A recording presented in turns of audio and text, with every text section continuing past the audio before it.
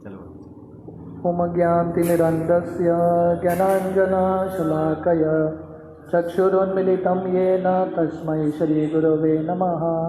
श्रीचैतन्यमनोभीष्टं स्थापितं येन भूतले स्वयं रूप कदा मह्यं ददाति स्वपदान्तिकं। वन्देऽहं श्रीगुरो श्रीयुतः पदकमलं श्रीगुरोन् वैष्णवांश्च श्रीरूपं साग्रजातां सहगना रघुनाथान्वितं तं सजीवं साद्वैतं सावधूतं परिजनासहितं कृष्णचैतन्यदेवं श्रीराधा कृष्णपादान् सहगना ललिता श्रीविशाखान्वितं च। नमो ओं विष्णुपादाय कृष्णप्रेष्ठाय भूतले श्रीमते भक्तिवेदांत स्वामीति नामिने। नमस्ते सरस्वती देवे गौरवाणी प्रचारिणे निर्विशेष शून्यवादी पाश्चात्यदेशतारिणे। वंशाकल्पतरुभ्यश्च कृपा सिन्धुभ्येव च पतितानां पावनेभ्यो वैष्णवेभ्यो नमो नमः। जय श्री कृष्ण चैतन्य प्रभु नित्यानंद श्री अद्वैत गदाधर श्रीवासादि गौर भक्त वृंद। हरे कृष्णा कृष्णा कृष्णा हरे हरे, हरे राम राम राम हरे हरे।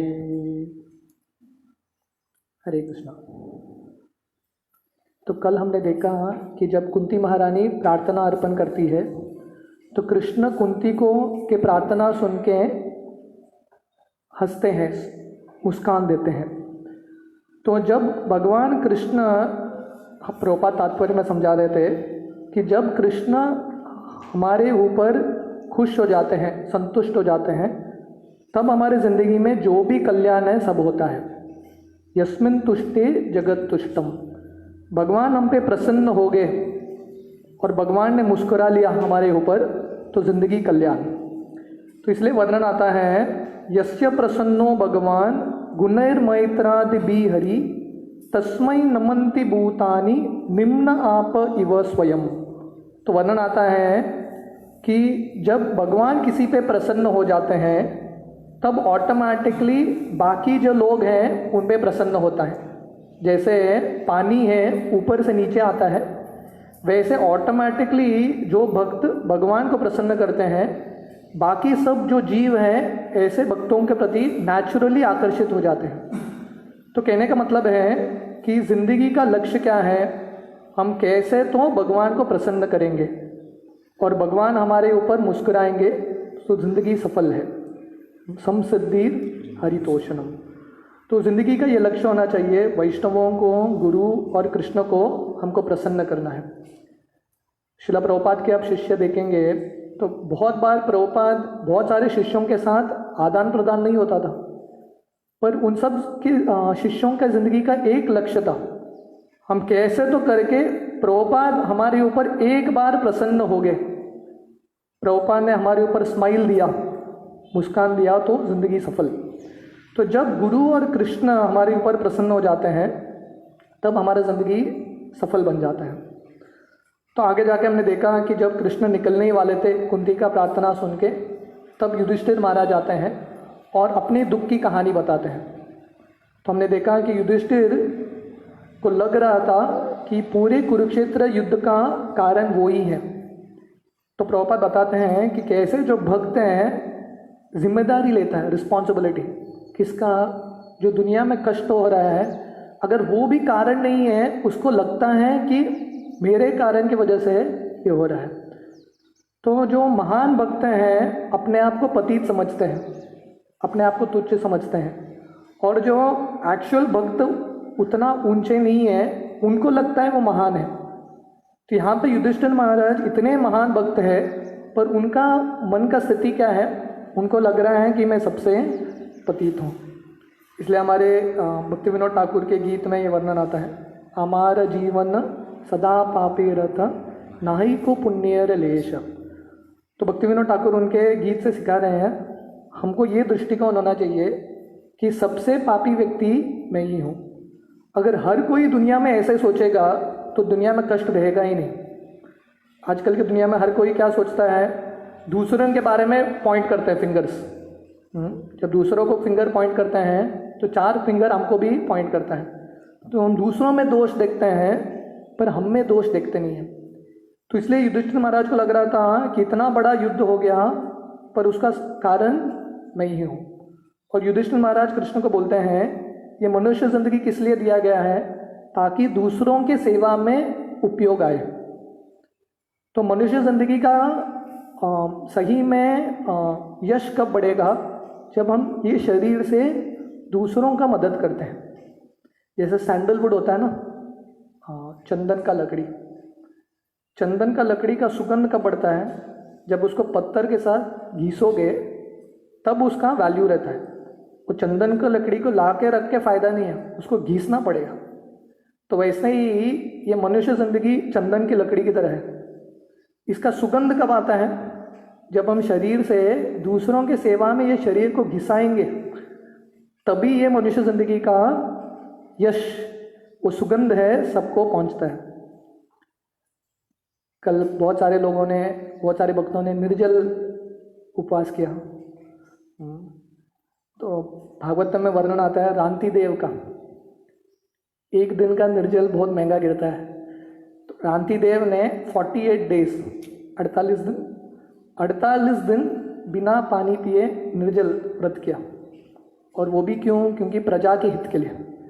तो जब वो निर्जल, उनका 48 दिन का व्रत तो तोड़ने ही वाले थे, सामने प्रसाद था, पानी था, एक ब्राह्मण आ गया और बोला कि मुझे भूख लग रहा है। रांति देव ने आधा खाना दे दिया उसको, फिर से बैठ गए खाने के लिए। इमेजिन करो, निर्जल एकादशी के बाद आपके पास वो पानी का ग्लास है, नींबू पानी का, कोई आके बोलता दे दो, बहुत मुश्किल है देना। तो रांति देव ने आधा दे दिया। उसके बाद एक शूद्र आया, ब्राह्मण तो ठीक था, शूद्र आके बोला मुझे भूख लग रहा है। तो रांति देव ने और थोड़ा प्रसाद उसको दे दिया। खाने ही वाले थे, एक व्यक्ति आया कुत्तों को लेके और बोले कि मेरे कुत्ते भूखे हैं, उनको खिलाओ। तो रांति देव ने बाकी जो खाना है सबको दे दिया। बाद में एक चंडाल आया और रांति देव पानी पीने वाले थे, थोड़ा ही पानी बचा था, और चंडाल आके बोला मुझे प्यास लग रहा है। रांति देव ने वो भी पानी दे दिया। और रांति देव उनका साक्षात्कार ये पॉइंट पे बोलते हैं कि भगवान मुझे मुक्ति नहीं चाहिए, कुछ नहीं चाहिए, मैं दूसरों के लिए मदद आऊँ तो मेरा ज़िंदगी सफल है। तो कहने का मतलब है कि ज़िंदगी का लक्ष्य क्या है, दूसरों के सेवा में आना। तो युधिष्ठिर को लग रहा है कि मेरे शरीर से मुझे दूसरों का मदद करना चाहिए था, पर मैंने क्या किया, मेरे शरीर के संतुष्टि के लिए, ये शरीर को राजा बनाने के लिए मैंने इतने सारे लोगों का हत्या किया। तो इसलिए युधिष्ठिर को बहुत बुरा लग रहा है और युधिष्ठिर अपना जो दुख की कहानी है कृष्ण के सामने रख रहे हैं। Text 47, ah Raja Dharmasut, sorry we discuss that. Text 49, बाल द्विज सुहृन्मित्र, पितृ बात्र गुरुधुरा, न मे स्यान् निरयान् मोक्षो,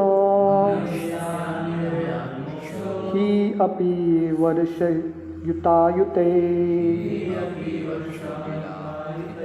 I have killed many boys, brahmanas, well-wishers, friends, parents, preceptors and brothers.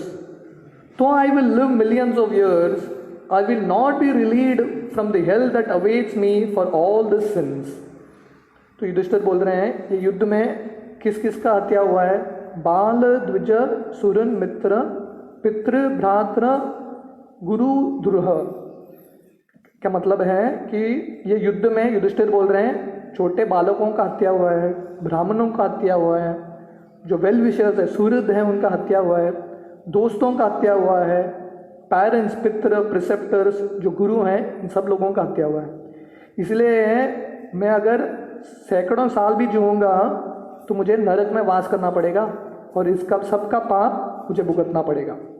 परपोट, whenever there is a war, there is certainly a massacre of killing innocent living beings such as boys, brahmanas and women, whose killing is considered to be the greatest sin. तो जब भी युद्ध होता है, युद्ध के साथ जो इनोसेंट, जो मासूम लोग हैं, उनका भी हत्या होता है, जैसे लड़के, ब्राह्मण etcetera. They are all innocent creatures and in all circumstances killing of them is forbidden in the scriptures. तो इसलिए इन 5 लोगों का हत्या कभी नहीं होना चाहिए. बालकों का, स्त्रियों का, गायों का, ब्राह्मणों का और वृद्ध लोगों का. इन 5 लोगों को मारने से बहुत पाप लगता है. महाराज Yudhishthir was aware of all these mass killings. Similarly, they were friends, parents, preceptors also on both sides, and all of them were killed. तो महाराज युधिष्ठिर को ये सब सिद्धांत पता था, और इसके साथ साथ दोस्त भी थे, माता पिता, पेरेंट्स भी थे जो पिता के उम्र के थे, और गुरु भी थे. तो इन सब के मरने के बाद युधिष्ठिर को बहुत पश्चाताप होता है. It was simply horrible for him to think of such killing, and therefore he was thinking of residing in hell for millions and billions of years. तो इसलिए युधिष्ठिर को ये सब सोच के, युद्ध तो हो गया, जनरली युद्ध होने के बाद अगर युधिष्ठिर अभी राजा बनने चाहिए तो जनरली क्या करते हैं, सेलिब्रेशंस होता है. पर युधिष्ठिर को इतना बुरा लग रहा था कि वो जो एपिसोड है उसे बाहर निकल नहीं पा रहे थे युधिष्ठिर. तो उनको लग रहा था ये सब पाप के वजह से मुझे अनगिनत साल, सैकड़ों साल नरक में रहना पड़ेगा. टेक्स्ट 50. नैनो राजन प्रजा भर्तुर धर्म युद्धे वदो द्विषाम इति मेन तु बोधाय कल्पते शासनम वचा. There is no sin for a king who kills for the right cause, who is engaged in maintaining his citizens, but this injunction is not applicable to me. तो युधिष्ठिर महाराज ये भी बोलते हैं, जो राजा है, जो सही हित के लिए जब दूसरों का दंड देता है या दूसरों का मारता है, तो ऐसे राजा को पाप नहीं लगता प्रजा की रक्षा करने के लिए. पर युधिष्ठिर बोलते हैं ये जो इंजंक्शन है, ये जो शास्त्र है, मुझे अप्लाई नहीं करता. Purport. Maharaj Yudhishthira thought that although he was not actually involved in the administration of the kingdom, which was being carried on well by Duryodhan without harm to the citizens, he caused the killing of so many living beings only for his personal gain of the kingdom from the hands of Duryodhan. तो युधिष्ठिर को लग रहा था मैं तो राजा नहीं था, राजा तो उस समय दुर्योधन था, और दुर्योधन अच्छे से पालन कर रहा था प्रजा का, तो मैंने अपने लिए इतने सारे लोगों का हत्या कर दिया. The killing was committed not in the course of administration but for the sake of self-aggrandizement, and as such he thought himself responsible for all the sins. तो युधिष्ठिर को लगा कि ये युद्ध का ज़रूरत ही नहीं था, बिना ज़रूरत का इतना बड़ा युद्ध हो गया और इतने लोग मारे गए. टेक्स्ट 51. स्त्रीणां मद्दत बंधूनां द्रोहो योसाव इहोतिता कर्मवीर ग्रह में दिए नाहम कल्पो व्यपोहितुम. I have killed many friends of women and I have thus caused enmity to such an extent that it is not possible to undo it by material welfare work. तो युधिष्ठिर बोलते हैं कि बहुत सारे स्त्रियों के जो रिलेटिव्स हैं, सगे संबंधी हैं, मैंने उनकी हत्या की है और उसका पाप इतना लगेगा और मैंने इतना दुश्मनी मोड़ लिया है कि जितना भी मैं अच्छा कार्य करूँगा उसको निगेट नहीं कर पाऊँगा. परपोर्ट. द ग्रह मेदीज are those whose only business is to perform welfare work for the sake of material prosperity. तो यहाँ पे युधिष्ठिर शब्द यूज़ करते हैं कर्मवीर ग्रह मेदीयर. तो ग्रह मेदी कौन है? जो उनका कार्य है, बहुत सारे अच्छे कार्य करते हैं, पर किसके लिए? खुद के यश बढ़ाने के लिए, खुद को सुख मिलने के लिए. Such material prosperity is sometimes hampered by sinful activities, for the materialist is sure to commit sins even unintentionally in the course of discharging material duties. तो जब कोई व्यक्ति अपने सुख के बारे में सोचता है तो क्या होता है, तो कभी कभी बहुत बार उसकी ज़िंदगी में पाप हो जाता है, राइट, सिंफुल एक्टिविटीज़। क्यों? क्योंकि ये दुनिया का कार्य ऐसा ही है, कुछ भी इंद्रिय भोग करने के लिए किसी न किसी के पैर को कुचलना ही पड़ता है। That is the way. जैसे आजकल का मैनेजमेंट है, मैनेजमेंट में क्या है, तुमको ऊंचा उठने के लिए क्या करना पड़ता है, बाकी लोगों को दबाना पड़ता है। तो इसलिए युधिष्ठिर बोल रहे हैं ऐसा करने से बहुत सारा पाप लगता है। To get relief from such sinful reactions the Vedas prescribe several kinds of sacrifices.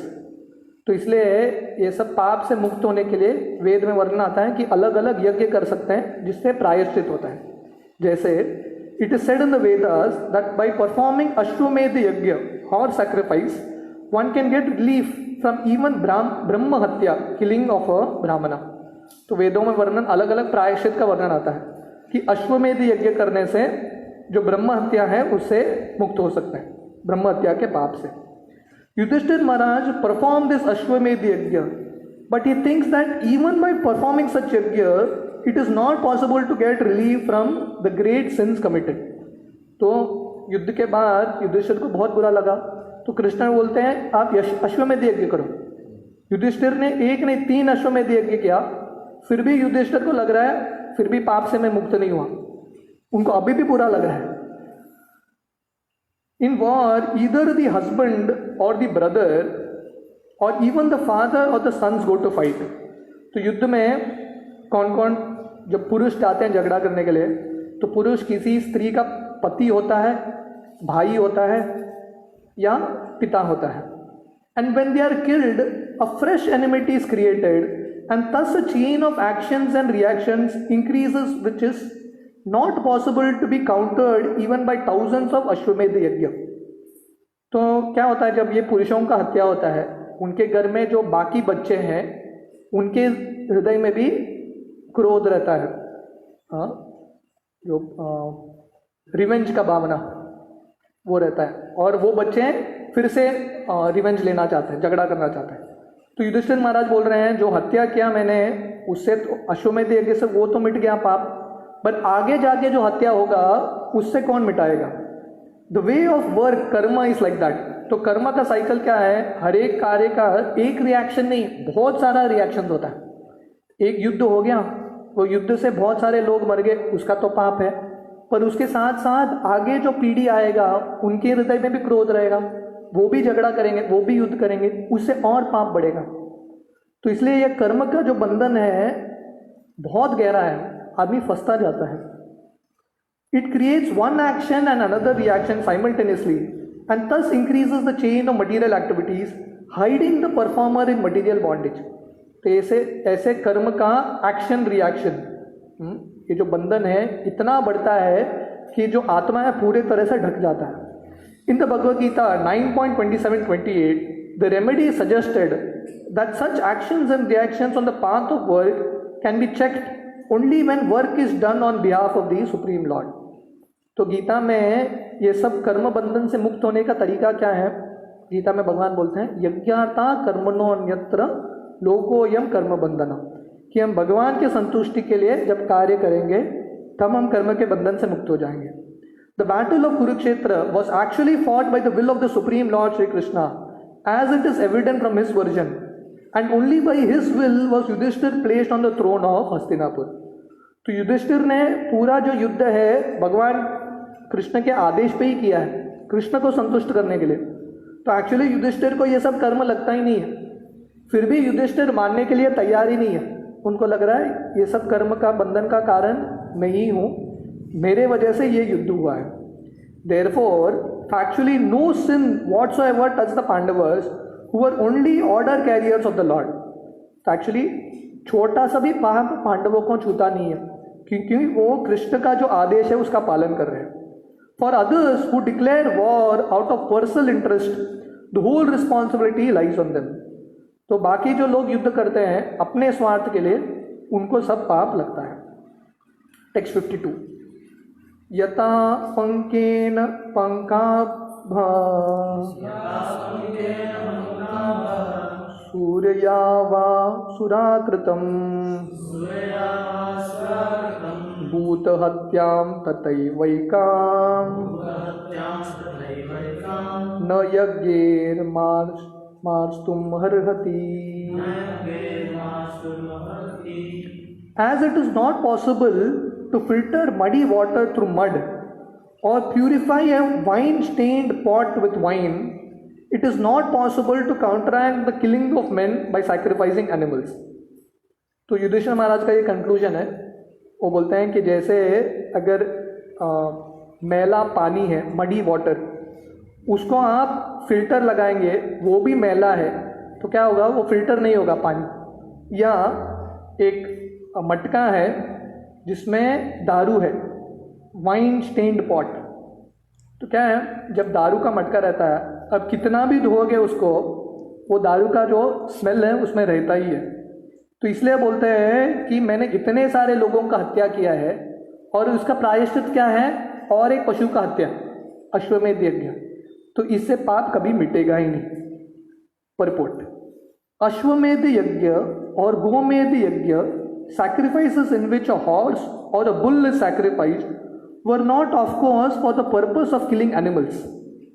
तो जो पहले ज़माने में अश्वमेध यज्ञ और गोमेध यज्ञ होता था, अश्वमेध यज्ञ मतलब हॉर्स, घोड़े को सैक्रिफाइस करना, और गोमेध यज्ञ मतलब जो बैल को सैक्रिफाइस करना, तो ये सब पशुओं की हत्या के लिए नहीं होता था। इसके पीछे एक साइंस था। Lord Chaitanya said that such animals sacrificed on the altar of yajna were rejuvenated and a new life was given to them. तो ये यज्ञ सही से होता था तो सबके सामने ये पशु को और एक नया जीवन मिलता था, और बहुत बार ऊंचा जीवन मिलता था मनुष्य का जिंदगी। It was just to prove the efficacy of the hymns of the Vedas. तो ये सब होता था प्रूव करने के लिए कि वेदों के शक्ति में, वेदों के जो मंत्र में उतना शक्ति है कि जब सही ब्राह्मण उसका उच्चारण करते हैं तो ये पशुओं को नया जिंदगी मिलता है।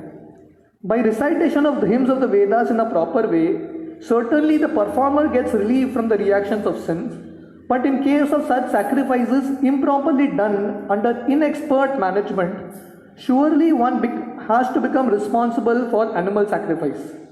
तो अगर ये जो वैदिक तरीका है, अश्वमेध यज्ञ या गोमेध यज्ञ, सही तरीके से होता है, सही ब्राह्मण सही तरीके से जब करता है, तो क्या होता है, उसका जो पाप है वो मिट जाता है और ऐसे पशु को ऊंचा जिंदगी मिलता है। पर मंत्र का उच्चारण सही से नहीं हुआ, ब्राह्मण का क्वालिफिकेशन उतना नहीं है, तो क्या होता है, पाप और बढ़ता है। जैसे कभी कोई जंगल में चलता है तो कांटा घुसता है उसके पैर में, तो कांटे को निकालने के लिए और एक कांटा लेना पड़ता है, पर वो एक्सपर्ट तरीके से नहीं किया तो क्या होगा, एक कांटे के बजाय पैर में 2 कांटा घुस जाएगा। तो ये सब यज्ञ ऐसा है, तरीका सही से करना पड़ता है, कुछ भी गड़बड़ हुआ तो उसका फल विपरीत हो जाता है। In this age of quarrel and hypocrisy, there is no possibility of performing the yajnas perfectly for want of expert brahmanas who are able to conduct such yajnas. तो इसलिए कलयुग में अश्वमेध यज्ञ, गोमेध यज्ञ अलाउड नहीं है। क्यों? क्योंकि कलयुग में ब्राह्मण भी कोई एक्सपर्ट नहीं है और यज्ञ करने का सामग्री भी नहीं है। महाराज Yudhishthir therefore gives a hint to performing sacrifices in the age of Kali. तो प्रभुपाद कनेक्ट कर रहे हैं, तो महाराज बोल रहे हैं, युधिष्ठिर बोल रहे हैं कि अश्वमेध यज्ञ और गोमेध यज्ञ, इससे पाप मिटता नहीं है। तो कलयुग में कौन सा यज्ञ है? संकीर्तन यज्ञ। इन द कलयुग the only sacrifice recommended is the performance of हरिनाम यज्ञ inaugurated bye Lord Shri Chaitanya Mahaprabhu. तो इसलिए ये अध्याय का कंक्लूजन है कि हमको हरिनाम यज्ञ करना चाहिए। वो एक ही यज्ञ कलयुग के लिए है। One should not indulge in animal killing and counteracted by performing the Harinam yajna. Those who are devotees of the Lord never kill an animal for self-interest, and as far as the Lord ordered Arjuna, they do not refrain from performing the duty of a Kshatriya. The whole purpose therefore is served when everything is done for the will of the Lord, this is possible only for the devotees. इसलिए जो भक्त है पशुओं की हत्या नहीं करते, तो भक्त क्या करते हैं, भगवान का हरि नाम का यज्ञ करते हैं. तो श्रील प्रभुपाद लिखते हैं, so the whole purpose therefore is served when everything is done for the will of the Lord. तो सार क्या है, हम हमारा जो भी कार्य है भगवान के संतुष्टि के लिए करेंगे तो जितने भी पाप है उससे हम मुक्त हो जाएंगे. तो ये दुनिया में आप पाप करेंगे नहीं करेंगे, ये दुनिया में रह के ही अपने आप पाप होता है, राइट. क्लीनिंग करते हैं तो बहुत सारे चींटी मरते हैं, सब्जी उगाते हैं, सब्जी पकाते हैं, बहुत सारे माइक्रोब्स बढ़ते हैं. तो ये दुनिया में रहना ही, कोई ऐसा व्यक्ति है नहीं जो बोल सकता है कि मैंने पाप ही नहीं किया. ये दुनिया में रहना और सांस लेना मतलब पाप ही पाप कर रहे हैं. तो हमारे पाप की गिनती बहुत है. तो ये सब पाप से मुक्त होने का तरीका एक ही है, हमको भगवान का भक्ति गंभीरता से लेना चाहिए, तभी हम सब पाप से मुक्त हो जाएंगे. तो यहाँ पे ये अध्याय समाप्त होता है, प्रेयर्स बाय क्वीन कुंती. जो अगला अध्याय है बहुत इंटरेस्टिंग अध्याय है, the passing away of Bhishma Dev in the presence of Lord Krishna. कैसे ये अध्याय और दूसरे अध्याय का कनेक्शन क्या है. युधिष्ठिर महाराज अभी कन्विंस नहीं होते. युधिष्ठिर को लग रहा है कि मैंने इतना सारा हत्या किया है, इसके वजह से मुझे पाप मिलना चाहिए. तो कृष्ण भी कन्विंस नहीं कर पाते, तो कृष्ण युधिष्ठिर को भीष्मदेव के पास लेके जाते हैं, जो भीष्मदेव बाण के शैया पे लेटे थे, और भीष्मदेव युधिष्ठिर को उपदेश देते हैं. तो ये पूरा अध्याय, अगला अध्याय है भीष्मदेव का गुणगान करने के लिए, और कैसे भीष्मदेव भगवान को सामने देखते हुए ये शरीर छोड़ देते हैं. So that is chapter 9. तो हम अगला जो अध्याय है प्रॉबली हम सिर्फ सुबह के सेशन में करेंगे, सिर्फ द मॉर्निंग सेशन. तो हम वी विल अनाउंस, शायद 1-2 दिन बाद हम ये अध्याय शुरू करेंगे. हरे कृष्णा.